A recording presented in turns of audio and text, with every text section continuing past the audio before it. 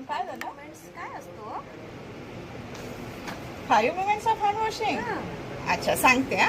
अहो, आपण जेव्हा पेशंटची केअर घेतो ना, मग त्याच्या आधी आपल्याला हँडवॉश कधी कधी करायचं, कारण की आपल्याकडून त्याला इन्फेक्शन होऊ नये त्याच्यासाठी आपण खूप काळजी घ्यायची. मग ते आपण कधी कधी करायचं ते म्हणजे 5 मिनिट ऑफ हँड वॉशिंग. कधी कधी करावं लागतं मग? अच्छा, ते ना आपण 5 वेळा करायचं असतं.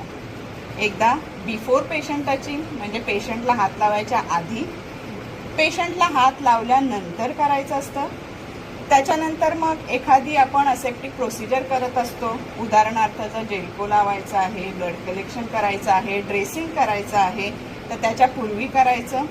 त्याच्यानंतर मग जेव्हा आपण पेशंटचं बेडशीट किंवा त्याचं जे काही सराउंडिंग असतं, मग त्याच्यामध्ये त्याचं पेशंटचे कपडे आले, पेशंटची बेडशीट आले, पेशंटच्या लॉकरला हात लावला, बेडला हात लावला, त्याच्यानंतर हँडवॉश करायचं.